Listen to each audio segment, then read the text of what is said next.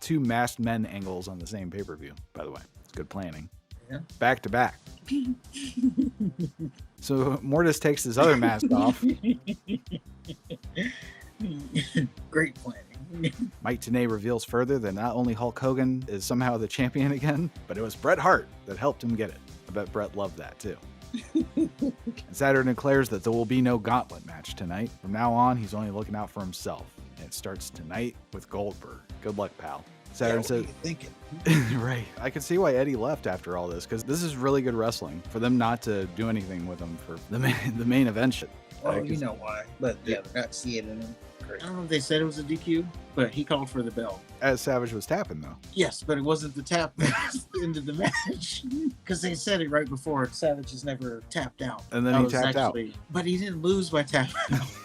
He lost because Piper found the knucks on his hand. Sting's decision is going to be find out tomorrow. Because this pay-per-view, we don't have any more time for it. We wasted it on that Vince McMahon shit. I know, right? All you had to do was not do that segment, and you had the time right there. Well, moving on. Slamboree 1998, brought to us by WCW. Starts off with a video package, and there's words. What those words are: controversy, power, outrage, controversy. And we see the faces of Bret Hart, Randy Savage, Sting, and the Giant, respectively. Then a bunch of stuff happens. And I think amidst all that stuff, the Giant joined the NWO again. Yeah, he's back in, apparently. And then they flashed the names of everyone I just mentioned. And it was epic sounding, but I'm lost without having watched the Nitros in between. It just looked like a whole bunch of hell breaking loose to me. And we were in Worcester, Mass. Iron Mike Tenay, Tony Schiavone, Bobby the Brain Heenan are on commentary. Schiavone says Bret Hart and Randy Savage will face each other for the first time ever on pay-per-view. And sure enough, the only thing I could find from WWF was a Saturday night's main event match. I was like, there's no way in hell Bret Hart and Randy Savage did not face each other in a pay-per-view. But yeah, apparently they haven't. Which is a shame. Schiavone also reveals that there's a power struggle within the NWO. I'm assuming that has something to do with Hart and Savage. Also, Roddy Piper is the special guest referee for their match. Mike Tenay reveals further that not only Hulk Hogan is somehow the champion again, but it was Bret Hart that helped him get it. I bet Bret loved that too. Tenay says Piper's an X Factor that promised to let both men fight each other tonight and wants to see them tear each other apart. And Schiavone says that we also have a tag team title match later, but we have yet to see Scott Hall. And then he reveals that the Giant did indeed join the NWO again for reasons. Also, Giant gave Sting an ultimatum. He either joins the NWO or stays with WCW after they win the belts. So, there's that. Heenan says Giant gave Sting an NWO shirt. Sting didn't give it back. It has a hard choice to make. And also that Nash says Scott Hall will be there, and that's good enough for Heenan. Schiavone also relays that Eric Bischoff challenged Vincent Kennedy McMahon to come to Slamboree to meet one-on-one. Then they played Bischoff reading a letter on Thunder. Bischoff says that he's challenged Vince on Nitro and Thunder. And then he reads the letter from Vince's attorney stating that Vince would rather die than soil the bottoms of his $1,000 shoes by setting one foot on the putrid landfill that they call a WCW arena. Then Bischoff says that it's an open invitation and it's up to Vinnie Mac. Then Schiavone shit talks Vince a little bit, saying that we all know he's not going to come here, even though Schiavone's supposed to hate Bischoff with every fiber of his being. And then they cut to a video of Doug Dillinger coming out with a Vince McMahon pass, waiting for the WWE chairman to arrive. And there's also fans out there to shit talk Vince and say he's a coward. And I loved how smart Eric Bischoff was about the whole thing. Come to my show and have a match. Or we're not going to do it at a mutual site. You come here. Now, it is worth noting that the 83 weeks are over, so Raw's now beating. I don't know if it was consecutive, but they're beating WCW in the rating. So Bischoff is getting desperate. Yes, and you can tell, kind of. Well, Chris Benoit versus Fit Finley's the first match. It's for the WCW TV title. It's worth noting that there are red and black NWO shirts in the crowd with folks holding up the Wolfpack signs. So we are here. Yep. Finley comes out with a different look from last time we saw him. He's ditched the Jerry curl mullet look for a hip bleached blonde look. So we have seen him before. Oh yeah, we saw him. I want to say the first pay-per-view maybe. He had the Jerry curls and the mullet, and he was yeah. wrestling Regal. They had that hard-hitting match. They just slapped the shit out of each other. Yeah, I spent a lot of that match thinking about. I was like, have we seen him? Yeah, but yeah, now I remember. So they lock up and it really sets the tone for the rest of the match. Like Finley gives Benoit a little shove. Benoit delivers a knife edge chop and they just beat the hell out of each other. Benoit did an arm drag that he turned into a pin. It was fucking beautiful. Finley takes it to the floor, delivers a weird scoop slam to Benoit on the concrete. Then he dragged Benoit to the apron, slammed his jaw on it, and it looked 100 times more brutal than any fucking stupid Canadian destroyer on the apron bullshit that we see today. Finley grabs a steel chair. Benoit snatches the chair and immediately cracks Finley in the back with it. Nick Patrick is not only inches away from the incident, he's staring right at him, reacting to it, and all he does is wag a finger at Benoit. So Benoit goes for a suicide dive to Finley on the floor. Finley sidesteps, he holds up the chair in his place, and Benoit's skull just bounces off of it. And yes, Nick Patrick was looking at that too. Which had me questioning if this was a no DQ match. Right. Because yes, both were right in front of him. Finley misses a shoulder tackle in the corner. Benoit goes for the rolling German suplexes. Finley shuts it down by running into the ropes, which guillotined Benoit. And Benoit locks in the crippler crossface from nowhere. Finley immediately gets to the ropes. Benoit hits a snap suplex, then signals for a diving headbutt. He climbs the top rope. He turns his head just a little bit to the entrance ramp, and he starts climbing back down.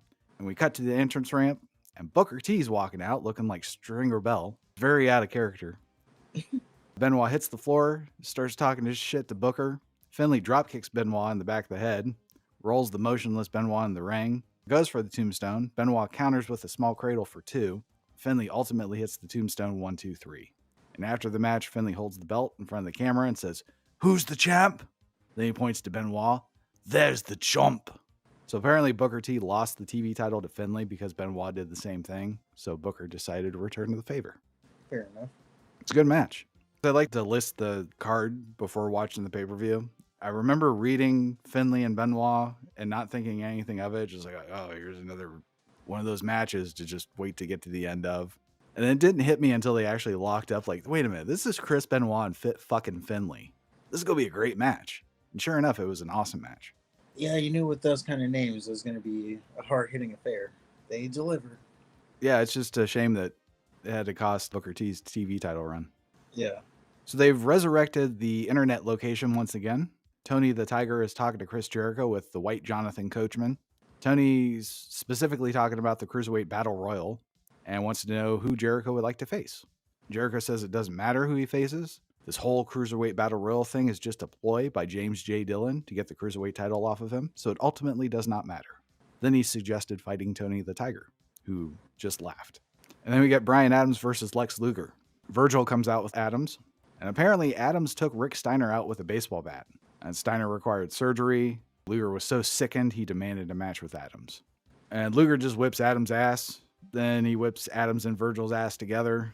Luger flexes in the camera and Shivani busts a nut. Luger goes for a torture rack. Virgil provides a distraction. Adams hits Luger with a pile driver. Adams whips on Luger a bit. Then they do a double clothesline.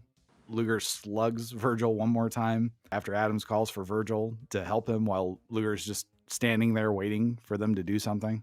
And then he counters an Adams clothesline with the torture rack, and Adams tapped out. And Luger countering into the rack was supposed to be an impressive new wrinkle into his arsenal or something. This is pretty one-sided. I never once thought that Bryan Adams, or what's his name, Adams? Bryan Adams. Yeah, I never Correct. thought he was going to win at any point. Never stood a chance. Well, I didn't think he was going to win fair. But yeah, this was Luger's just there. protected in WCW. He That's looks what I'm a lot saying. bigger, too. Yeah. But if Luger was going to lose, it wasn't going to be because Adams just beat him. No, for sure. He beat him clean. Oh, my God. Yeah, that wasn't happening. Well, Saturn's backstage with something he wants to say.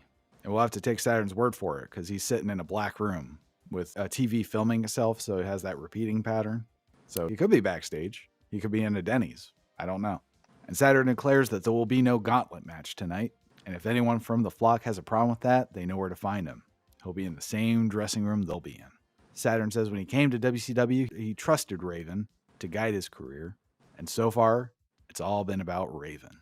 What about Saturn? Saturn says from now on, he's only looking out for himself. And it starts tonight with Goldberg. Good luck, pal. Saturn What are says, you thinking? right. Saturn says this is his opportunity to become the U.S. champion, and no one can stop him, not even Raven. I believe him. Good for him. Cruiserweight Battle Royal. So they start to announce the participants, and Jericho comes out with a microphone.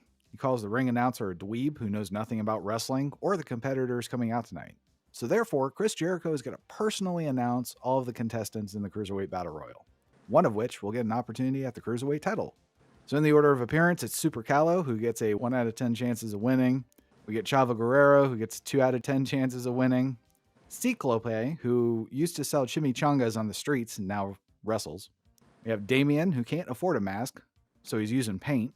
But Jericho guarantees sooner or later Damien will buy a mask. We have El Dandy, the winner of the Lou Ferrigno lookalike contest. El Grillo, and this is just me. I have no idea who the fuck this is. He doesn't even have a Wikipedia page. Yes, they're coming on like, who the hell are these people? Like, we've seen some of them, but Jesus. Yeah. We have Quasi Juice, who is the ugliest man in the sport at that time. We have Marty Jannetty for some reason. Just coming out, hey guys. Big old dumb grin on his face. Billy Kidman, Evan Courageous, Lenny Lane from Minnesota. Psychosis. Psychosis didn't wait his goddamn turn. He just came out with Lenny Lane. For one of them, Jericho's like, I don't even know who that is, and he has no shot of winning. Probably El Grillo. Maybe. It's just funny. He's like, he has no shot at winning. At least you're honest. Yeah. Silver King. He'll be Golden King if he wins just 12 more matches. Johnny Swinger. No one's ever heard of him. Jericho even got his name wrong. He's like, Johnny Stringer? Vienna 4 is the last participant. So after the introductions, Jericho goes to the back for coffee because none of these people will ever beat him for the belt. And sure enough, they show him watching the match in the back, sipping coffee. So it was a clusterfuck for a bit. Then the eliminations came.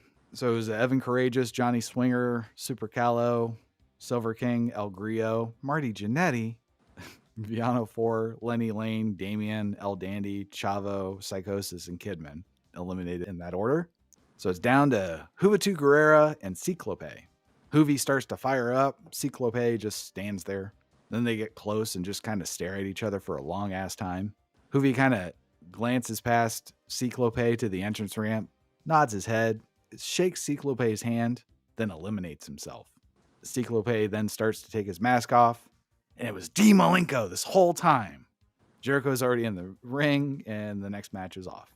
So what did you think about the Cruiserweight Battle Royal? I thought only one person had a chance of winning, which was Juvi. And then whoever Dean Malenko was at the end there. I was like, I don't even remember him coming out. And he definitely hadn't done anything in this whole Battle Royal. Yeah, he was kind of just in the corner, keeping it low key. Yeah. He was wrestling slightly different, though, which I appreciated until he took the mask off. Yeah. Great surprise because he was so under the radar. I didn't even pay attention to him. Yeah, I'm looking at this list. Maybe Psychosis and Juventud, yeah. Yeah, Psychosis could have won. But yeah, those other people, it was like, no shot. It would have been funny if Marty Jannetty won. Hey, guys. Yeah, I'm here. It was just weird. They brought out all these white boys with the luchadors. Lenny Lane. So Dean Malenko versus Chris Jericho for the Cruiserweight title. Malenko just proceeded to beat the shit out of Jericho while Juvi cheered from the floor. And it starts to look like a squash match until Jericho hits Malenko with a stun gun. Then he hits a lion salt for 2. Malenko counters a pump handle slam and tries to go for a German suplex. Jericho counters and does an underhook backbreaker. He goes for a lion tamer. Malenko fights out, almost gets Jericho in an ankle lock, but Jericho manages to grab the ropes. Malenko tries to fight back. Jericho shuts Malenko down, sets him on the top rope. Malenko counters with a top rope gut buster, and he locks in the cloverleaf. Jericho crawls to the ropes. Malenko drags Jericho back to the middle of the ring, really sinks it in. Jericho taps. Malenko's handed the title. He looks up to the heavens and says, "Hey, Dad, this one's for you." It's worth noting that I think on the next Nitro, Jericho gets the title back because he found a loophole. What was the loophole? I think because Dean Malenko was not an official competitor in the match, he couldn't have lost the title or some shit. This was loophole at Jericho. This is when he was like on City Hall and shit. Yeah. He's doing good things for the title. Yeah. To be honest, but good for him. But yeah, it was a nice little surprise at being Dean Malenko. And he got his revenge. Sure did. And they have a nice little feud. Raven versus DDP in a Bowery death match. I mean, they've had a Stampede match. They've had the whatever match they had last pay-per-view. This really wasn't any different. Just they had a Hell in the Cell type of match. Yeah, they were trapped in a cage. And as the cage was lowering, Shivani brought up Vince again. And they cut to a Vinnie Mac cam. We see a white limo just driving around. We're supposed to actually believe that it could be Vince. They show the limo stop in the arena parking lot. Doug Dillinger investigates the limo. Dillinger talks to a dollar store Secret Service looking dude. Shivani all of a sudden says, "We're not wasting any more time on this. It's not him." And that's the end of it. It's just really weird. Well, they were really playing up the whole. Is he coming? Yeah. Even though, like, every time they were on the screen, Shivani was like, "He's not coming. We all know he's not coming." Well, you could at least play it up a little bit because, they're going through this. Not even trying to sell it. Yeah. DDP comes out. Heenan says, "Oh, ribs are still taped up." And they were. Raven comes out with a riot squad, referred to as his protectors. And there's 2 trash cans full of weapons just hanging in the corners of the cage. They contain such devastating items such as a plastic snow shovel, a VCR, and some stickers. And then DDP just kicks Raven's ass. The only time Raven doesn't get his ass kicked is so he can free the weapons. And DDP tries to lynch Raven with a bull rope on the top of the cage. Then I guess the way to win is last man standing rules, which I don't remember that being addressed until it happened. Yeah, until like, oh, by the way, that part where he's trying to hang him was like comical. Oh my God. Because he throws it through the steel garner on the top of the cage, and then he's like literally hanging with all his body weight trying to pull it down. Yeah. And then Raven's like got his legs wrapped around. It was just, and he's like bouncing up and down. It was just the weirdest thing. So Raven whacks DDP in the back of the head with a cookie sheet while DDP was on his knees. And then Raven blatantly just elbow dropped DDP in the balls, which I thought was funny. Raven gets DDP in a sleeper hold. DDP backs Raven in the corner where one of the trash cans happened to still be hanging. Only the ref gets in the way, so he's taken out. Raven sets up a steel chair only to get hit with a drop toe hold onto it, of course. Tenay says it's Raven's signature move and it's come back to haunt him, which I think Scotty Riggs may have been the last person we've actually seen Raven hit the drop toe hold. We've seen, but he might have done it on TV a couple times, maybe. Maybe. So the flock come out and they beat the shit out of Raven's riot squad for some reason. And Riggs is carrying bolt cutters, which he uses to infiltrate the cage. But before Riggs, Sick Boy, and Reese can enter the cage, Van Hammer comes out from under the ring, pierced nipple and all, just exposed.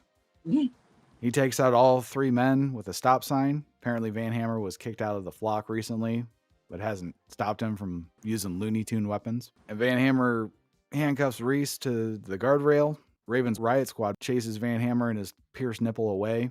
Back in the ring, DDP is beating the fuck out of Raven. One of the riot squad members just attacks Paige, making it even more baffling that the flock attacked the riot squad in the first place. And then 2 members of Raven's riot squad was Horace Hogan and Billy Kidman. And again, why did they fight the fucking flock? I don't know. Okay. It didn't make any sense. So Kidman tries to take out Paige with the stop sign from the top rope while Horace holds his arms, and DDP sidesteps, and Kidman ends up clobbering Horace with the stop sign. That's all, folks.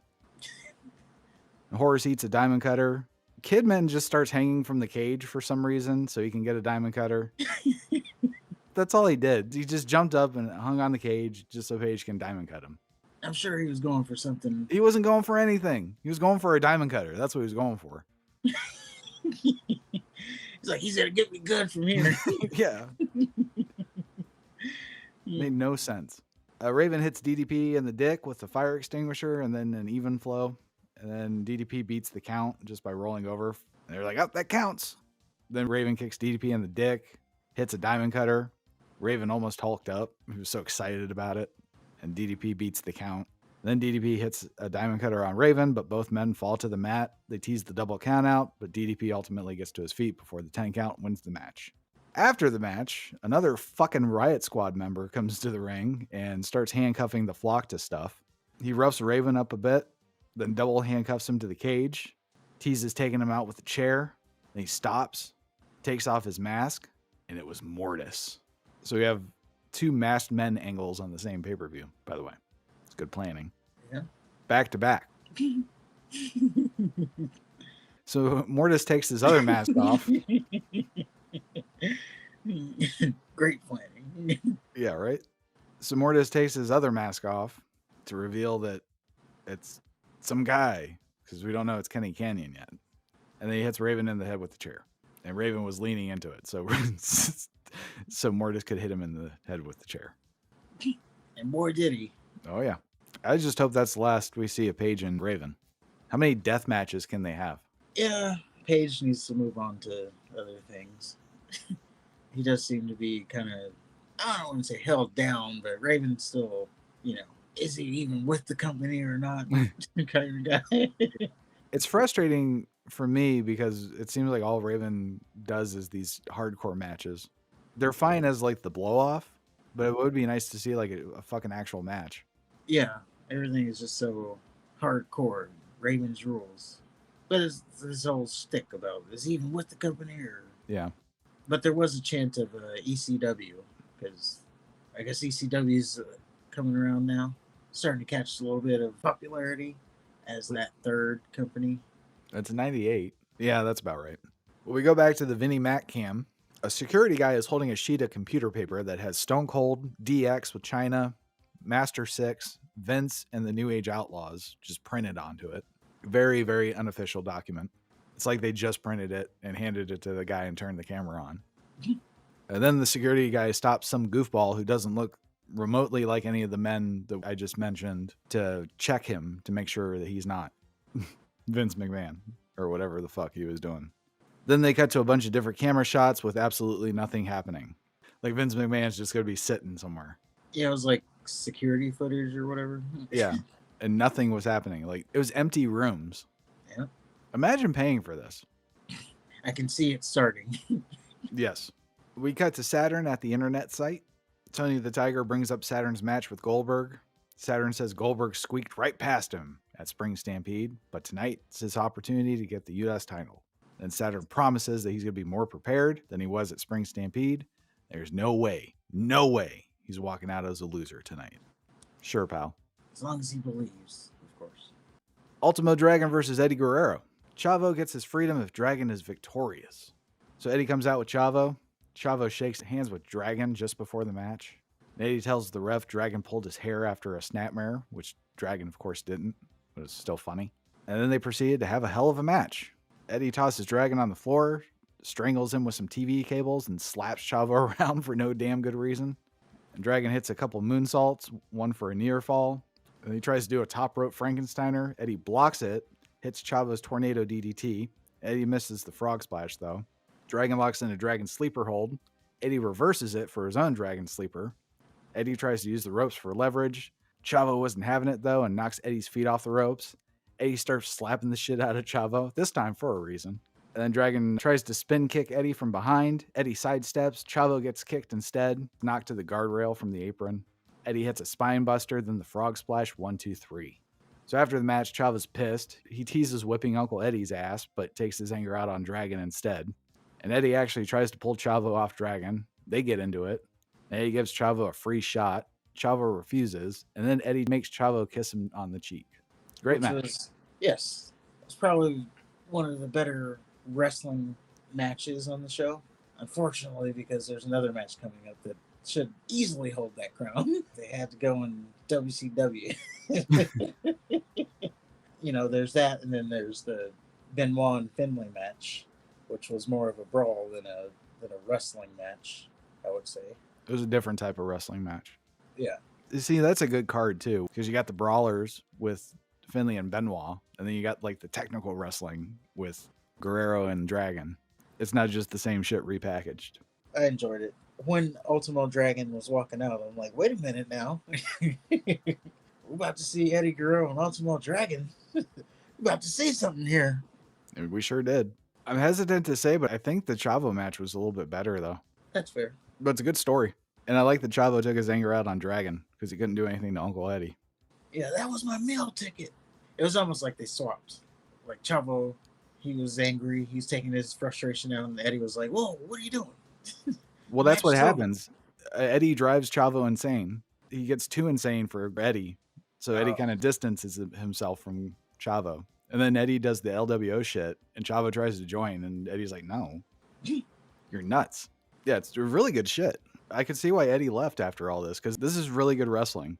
And for them not to do anything with him for fucking the main event shit. Well, you 'Cause know why. But yeah, they're not seeing it in him. Crazy. like, you don't have to put him at Hogan's level immediately, but shit, you can at least give him a chance. Yeah. So they cut to a dressing room door. There's a sign indicating that it's a dressing room for Vince, the reason for the ratings McMahon. That's all I got to say about that. And there was a single star on it, which initially I was like, is he talking about the Meltzer rating? Why is there a star? And then I got, oh, never mind. Yeah. A Perry Saturn versus Goldberg for the U.S. title. Saturn shaved his head. Much better look than the last pay-per-view. So Saturn tries. Then Goldberg just hits him with a gorilla press power slam and a straight gorilla press slam. Saturn tries again. And then he had a bright idea to slap Goldberg in the face. Goldberg immediately gets up and starts kicking his ass. They go outside the ring. Tenay says, "We don't see Goldberg go outside the ring too often, do we?" And I'm like, he's gone outside the ring every fucking match he's been in. Saturn hits a couple spin kicks, then locks in a sleeper hold. Goldberg just powers out and delivers a belly-to-belly suplex to Saturn. They trade swinging neck breakers. Goldberg didn't sell his at all. Saturn hits a T-bone suplex, then gets a steel chair. He uses the steel chair as a springboard to deliver a missile drop kick to Goldberg into the corner. Then he sits in the chair like a jackass, spreads his arms like, I did something. He goes for another springboard move. Goldberg clearly recovers well before Saturn made the attempt, but Saturn's like, YOLO. Goldberg hits Saturn in midair with a spear. Looked good. I thought Saturn was going to go backwards in the chair, though. I did too. And then Goldberg crushed the chair doing his little celebration stomp thing, which was funny, especially the ref's reaction. It's like, Jesus.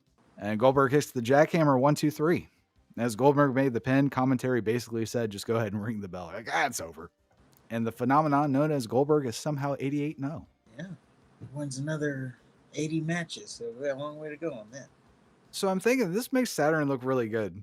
Because as Goldberg's matches get to like the minute length, Saturn's really the only one that's had like longer than 5 minutes with Goldberg. Yeah, they did point it out. Oh, Goldberg's never gone this long. And I guess good for him for wanting to do it by himself without a gauntlet match. Now, why you wouldn't want a gauntlet match? Just to at least slow him down a little bit. But he didn't want one, and he didn't get one. So, I mean, we always knew he wasn't going to win, but good for him. Yeah, just a good little match. It was better than I remember. I mean, it was one-sided, of course, but it wasn't as dominant of a feud that I remember. Yeah, I think they fought on TV once, too. I remember it being kind of competitive. Raven did a Great American Bash commercial. Basically said how fucked up his family is and they didn't ever do shit together. Which was funny that it came on right after the Saturn match. And I believe he was in it, too. I'm sure he was, yeah. Well, it seemed like Saturn just now announced that he's going a separate way. Oh, well, there you go. So Michael Buffer's in the ring. He says scheduled to come to this ring are what most consider to be the most two powerful men in wrestling today. Then Eric Bischoff comes out. Buffer says Bischoff is a first-degree black belt in karate. And I don't understand how you can be around the cream of the crop physique-wise as often as Bischoff was and have those pasty, flabby arms. I don't know. I was actually thinking he looked kind of, I mean, it's Eric Bischoff, but I thought he was looking kind of jacked a little bit. I mean, he still has his dad bod thing going on, but I don't know. He had the wrinkles that go over the elbow point. You know what I'm talking about? I wasn't even looking that hard. I was. That's what I'm saying. Like, if you're around these people that take their physique and their nutrition and shit seriously and they're conscious of what they look like all the time, you would think it would rub off on you. Yeah. You're around Lex Luger. Yeah, right. I think I would put the brownie down. Just me personally. Yeah. So Buffer introduces Vincent K. McMahon. Smoke fills the entrance ramp. Buffer introduces him again. Of course, McMahon does not come out. Bischoff starts asking the referee who just appeared in the ring where Vince is. Giovanni, who hates the NWO with every fiber of his being, is on Bischoff's side and shit talks McMahon a little bit. They cut to signs that say like Vince is a coward. He's like, oh, yeah, we know. That type of shit. And Bischoff says because this is an official WCW event, they're going to have to count Vinnie Mac out. Then he asks the crowd to count with him. Then they count to 10. Bischoff is the winner by forfeit and disqualification, apparently. And then Bischoff just starts shadowboxing. They're like, oh, we gave you a chance, Vinny. And I was wondering what the point of all that was. Like, I get it. But to actually, like, have Michael Buffer out there, you know he ain't cheap, announcing, and you know damn well he's not there. You're wasting everybody's time with this. Like, I thought at minimum he was gonna have like a lookalike come out and then, Beat the lookalike. beat That's the what WWE would have done. yeah. I thought at minimum that was gonna happen, but not even that happened. Nope. So I was like, that's just time we can't ever get back. Yeah, I was kind of with it. Really, the first thing that they did, where they left it as an open invitation, and he read the letter. Mm-hmm. But then when they kept cutting to Dillinger pretending to look for Vince, knowing goddamn well he's not coming, they have a fucking legal letter from Vince's attorney saying Vince will not participate in the fucking event, and they're still going through all these motions. And we all know Vince is not just gonna appear. Yeah. No one with like two fucking brain cells to rub together were we gonna expect to hear no chance. That's what you come on. Yeah, it just seems like it was like 100% to feed Eric Bischoff's ego. Like, I don't care, we're doing this, and you're gonna announce me the winner. And they did make a point to say that, like, oh yeah, Bischoff's a stickler. He'll make sure. Yeah, he's gonna gloat about that forever. Although this is what I was talking about Tony should do to Eric. Yeah, do the same thing. It's a situation where you know it's impossible for this man to be there, but you still go through this motion. I think it would be appropriate. Yeah. Bret Hart versus Randy Savage. Special guest referee is Roddy Piper. And Buffer's still in the ring. They wasted the good announcement on the Vince McMahon bullshit, but at least he earned his paycheck this night. So he brings out the real wrestling. He calls it a grudge match from hell. Piper comes out, which is weird. I like the special guest referee to come out before the competitors or after. It was weird that they did it. Yeah. In between. So Savage comes out wearing red and black. So he's a member of the Wolfpack, even though they're still using the OG NWO theme. Brian Adams also used the NWO theme. Because remember, early NWO, they had that generic theme for like the lower tier guys, and then the actual NWO theme for the upper tier guys, unless they considered him upper tier. And I think it was a license thing, or maybe they just haven't done the Wolfpack song yet, but that's what I was guessing when they just used the NWO theme still. The Wolfpack theme is WCW's. Oh. I can't imagine a rapper is just talking about the bad boys of wrestling. Don't turn your back on the Wolfpack. Yeah, what self-respecting like rapper would? Hey, if the money's right. If the money's right and they're doing something for, say, WCW, but if they're just gonna, oh, this is my new single. I don't know. I clearly don't understand that the whole thing. Ever since you told me about it, I've been guessing ever since. Just hope I'm right. So it starts off with Bret refusing to get in the ring, so Piper goes to the floor and tosses him in. And Bret gets an early advantage with a barrage of strikes. Savage takes a swing at Piper. He's so disoriented. Bret shoves Piper for no reason. Piper shoves him back, of course. Later, Bret stops and asks Piper to raise his hand in victory, just randomly. He tosses Savage, either tosses him out of the ring or just knocks him down, and he demands that Piper raise his arm. And Piper's like, no, you got to win the match first. So Bret and Savage go to the floor. Bret tries to crush Savage with the steel steps and misses. They fight in the crowd. Savage just throws Bret in the wall a couple times before dragging him back to the ring. Bret starts to work on Savage's injured leg, softening him up for the sharpshooter. And heel Bret is fucking awesome. I love how he was talking shit to the crowd and just being an overall asshole. The faces, like before the match, Savage was taunting him and Bret was like pretending to cower, like, oh, I'm so scared. Bret hit Savage with a pile driver and a DDT, both for near falls. And Bret attempts an elbow drop on Savage from the middle rope. Savage rolls out of the way, starts to fire up. Then a one-legged Savage whips Bret's ass, hits the elbow drop from the top, but he hit his knee at the same time. So Savage writhes in pain, but he's finally able to crawl on top of Bret, but Bret kicks out at the last second. Bret catches Savage with a double leg takedown, delivers a headbutt to the dick, locks in the sharpshooter. Miss Elizabeth comes out for some reason. Worried look on her face, of course. Meanwhile, Savage reverses Bret's hold, and Savage now has Hart in the sharpshooter. It's like, whoa! So Bret crawls to the ropes. Savage won't let go. Miss Elizabeth gets into the ring, and she gets in Piper's face for some reason. Like she gives him a little hockey shove. Savage gets in Piper's face for getting into Miss Elizabeth's face. And Savage and Piper shove each other. Then Piper turns to Miss Elizabeth to get her ass out of the ring. Bret kicks Savage in the dick, then clocks Piper in the back of the head with a pair of knucks. Savage gets the knucks from Hart. Piper's coming too, so he's going to see Savage with the knucks while Hart's begging. But fuck that, says Hulk Hogan, who comes from nowhere, shoves Miss Elizabeth into the guardrail, then sweeps Savage's leg. He drags Savage to the ring post, wraps the bad knee around it, and then literally crawls on his hands and knees back to the back. And his beard was like comically black. I think it was just a paint beard. I believe it. So Brett locks in the sharpshooter again, and Savage is forced to tap. And after the match, Brett dropped the big wad of spit on Savage, even rolled him over on his back to do it, which was an extra dick move. No. He didn't tap.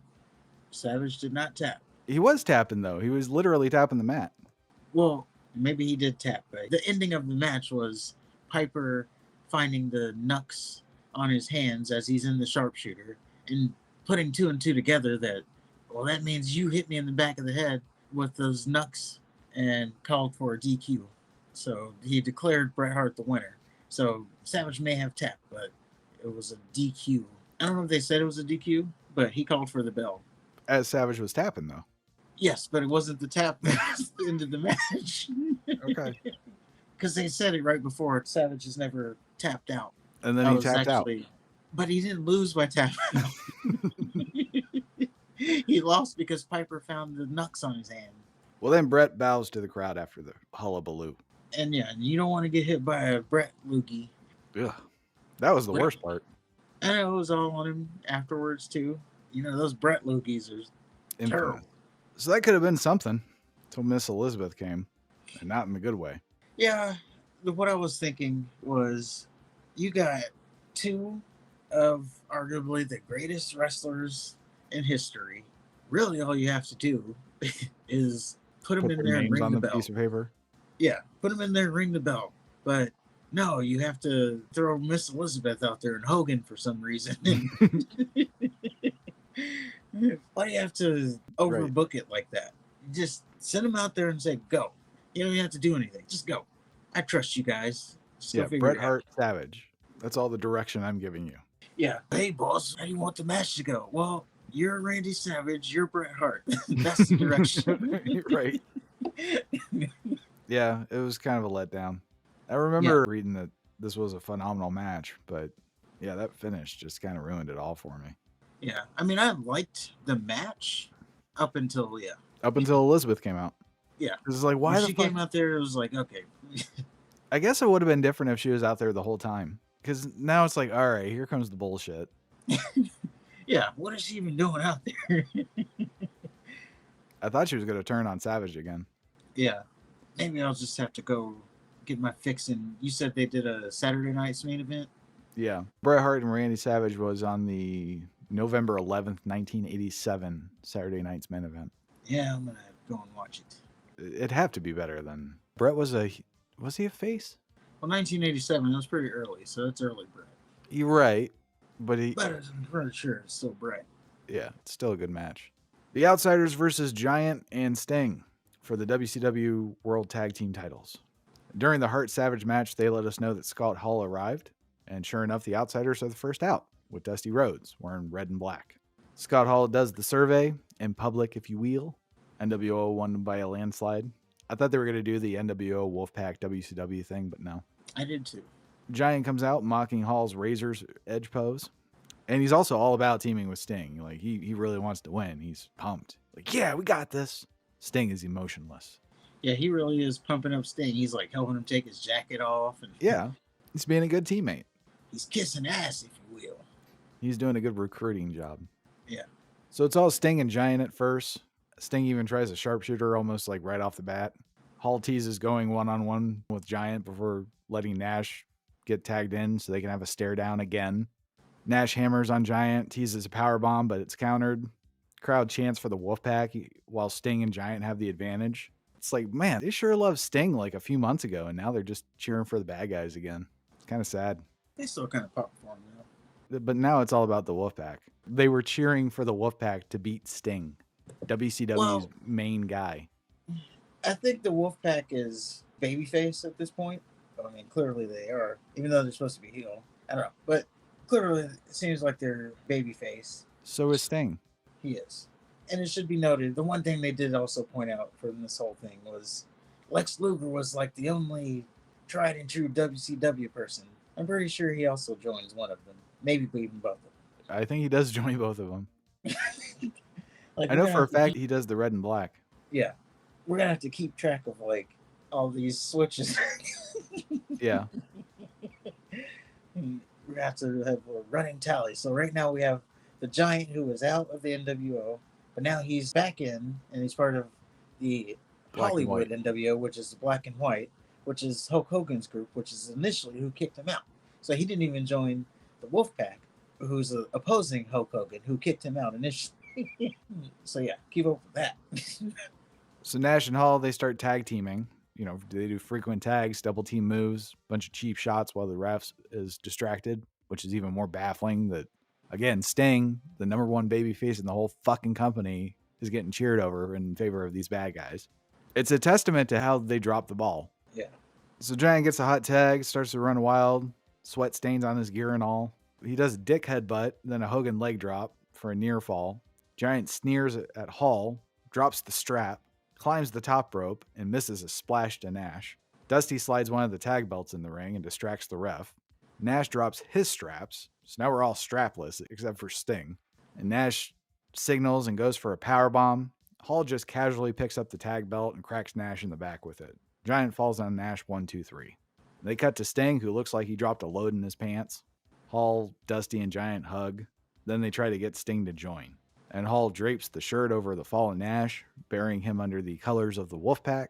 And the pay-per-view ends with Giant screaming at Sting to make the right choice, which he started to say it in the camera, and he was like, oh yeah, he's right there. Sting, make the right choice. And we are left to wonder because they rushed the hell off the air. Yes. What Sting's decision is going to be? Find out tomorrow because this pay-per-view, we don't have any more time for it. We wasted it on that fucking Vince McMahon shit. I know, right? All you had to do was not do that segment, and you had the time right there.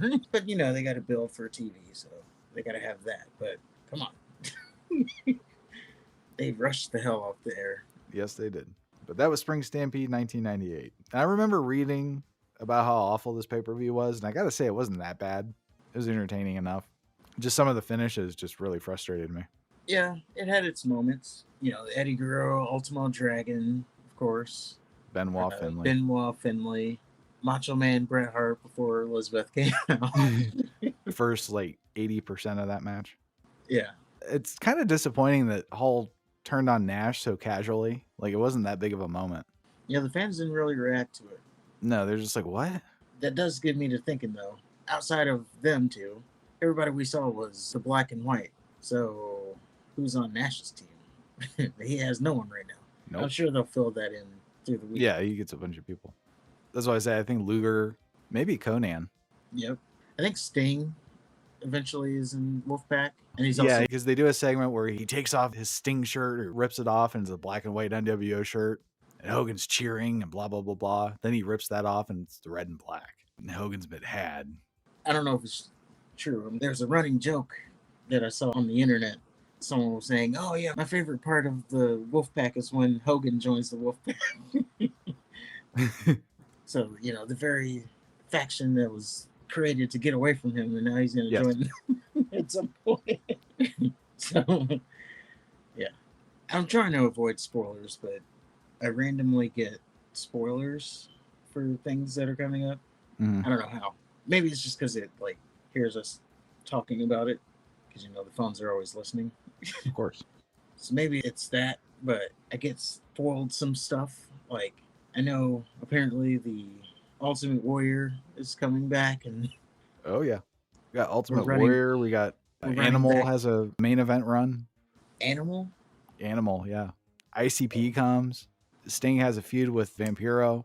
Lance Storm has his Heart Foundation 2.0 gimmick. I think Hacksaw is Canadian at some point. That I do remember. Yeah, we haven't even seen Lance Storm yet. There's a lot of shit to get through. Karl Malone, Dennis Rodman. You got Jay Leno. You got the Rufus stuff. You got Ultimate Warrior. Reed Flair. Got Saturn in a dress. Sandman comes as Hack. Bam Bam Bigelow. Jeez. More Piper. The Juggalos. Psycho Sid. Oh yeah, they have the hardcore belt. They have a hardcore belt? Yeah. Terry Funk comes. More Reed Flair. Mike Awesome. Yeah, Animal. So yeah, we got a lot of stuff to get through. And I was thinking, like, where the fuck is Ric Flair and the Horsemen? Whatever happened to them? It's 98. I guess Flair's probably back in WWE by now. No, he was there till the last Nitro. Maybe they're just off TV then. It's just weird because I remember Arn Anderson and Flair and Mongo were all over the place. Now they're nowhere to be found. All right. But yep, that was Slamboree 1998. Next one is the Great American Bash 1998. Our main event is Sting versus the Giant. Winner has control of the tag team titles. So that'll be fun. But before that, we have WrestleMania 30. It took place in the Mercedes-Benz Superdome in New Orleans, Louisiana. It's the first WWE event simultaneously broadcast live on pay-per-view and live streamed on WWE's subscription streaming service, the WWE Network. It's sad that that's a relic now. Yeah, we just lost it. And WWE Hall of Famer Hulk Hogan served as the host of the event. 8 matches were contested on the card. The main event was Daniel Bryan, Batista, and defending champion Randy Orton. It was for the WWE World Heavyweight Championship, triple threat match, of course. John Cena faced Bray Wyatt. Brock Lesnar faced The Undertaker to end the undefeated streak, of course. The Shield are facing the New Age Outlaws. Outlaws are teaming with Kane for some reason. So they can get beat. Right. And we have the debut of the Andre the Giant Memorial Battle Royal. Oh, for the first time, I guess. Yes. All the stars that is created. And this was also the first WrestleMania where the Divas Championship was defended. It's like the first and only time it was contested. So you're going to have to tell us about that. Yay, look forward to it. But on that note, if you agree with anything, let us know in the comments below. If you disagree with anything, let us know in the comments below. Don't forget to hit the like button, hit the subscribe button. We're trying to get 500 subscribers in a year. This is a big goal. We're going to need everybody's help. And is there anything else? These pretzels are making me thirsty. All right. The survey says one more for the good guys.